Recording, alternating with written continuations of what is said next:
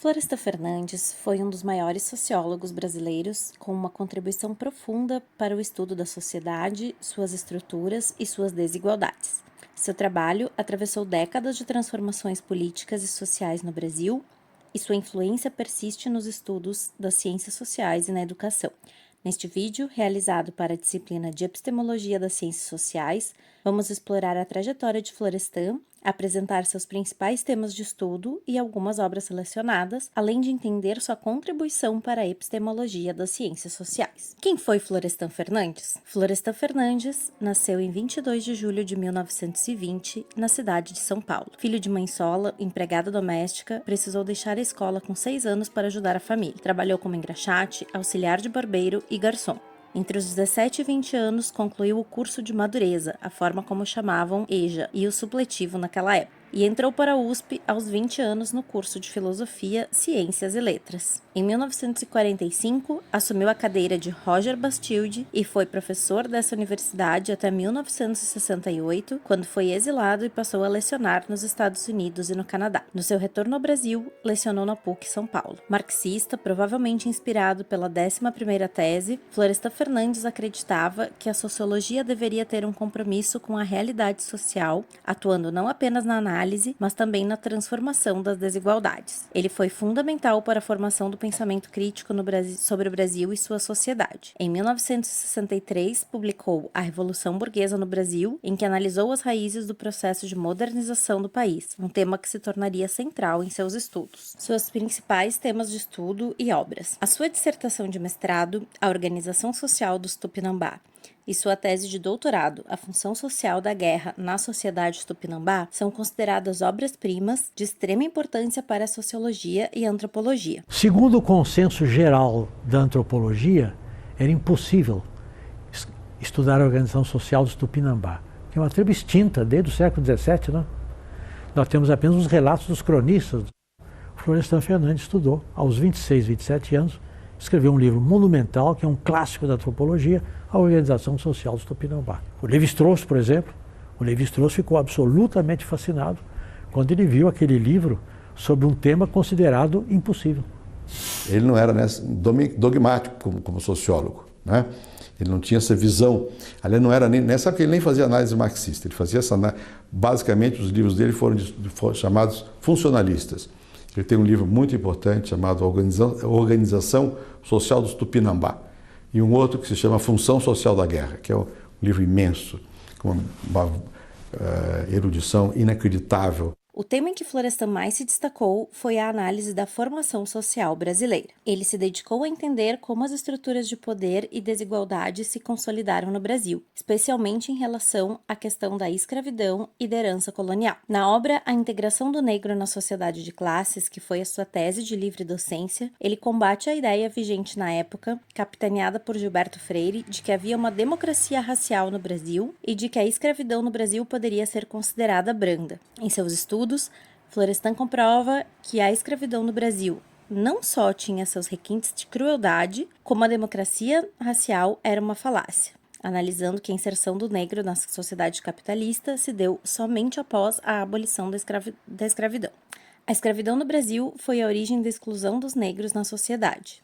Ele observou que a população mais pobre, marginalizada e excluída é, em geral, a população não branca. A barreira de classe, que o homem branco vence quando ele consegue uma oportunidade de se escolarizar, de se profissionalizar, de subir socialmente.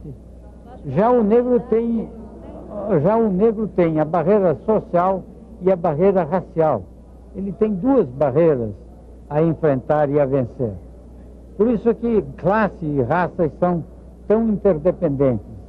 E depois do negro conseguir êxito na profissão, ele ainda precisa lutar por sua autoafirmação como pessoa. Foram, por exemplo, os homens de classe média, as mulheres de classe média negra, que descobriram as manifestações mais chocantes do preconceito e da discriminação. Em A Revolução Burguesa no Brasil, Florestan argumenta que o Brasil não passou por uma revolução burguesa completa, o que resultou em um processo de modernização incompleto e desigual. Ele também escreveu sobre a importância da classe trabalhadora, com ênfase na formação das elites e na forma como a sociedade brasileira sempre lidou com suas desigualdades estruturais. Outra obra fundamental de sua carreira foi Sociologia, Método e Teoria, em que Florestan discute as bases metodológicas para a prática sociológica e sua importância na análise crítica da sociedade.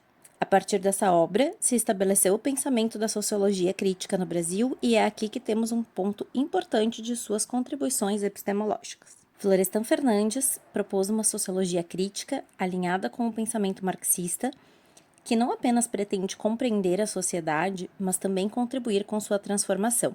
Ele via a sociologia como uma ferramenta para a análise das estruturas de poder e das desigualdades. A sociologia não deveria apenas descrever os fenômenos sociais, mas deveria se preocupar com as causas e fatores históricos, econômicos e políticos que produziram a desigualdade social. Aliás, para ele, a sociologia deveria focar nas contradições sociais e nas dinâmicas de exploração. Essa preocupação com a definição dos métodos e conceitos da sociologia é o que o leva a ser considerado o pai da sociologia brasileira. Ele transformou a sociologia numa profissão. Porque para nós a sociologia era mais um modo de ver o mundo, ou era um ponto de vista, ou era um complemento.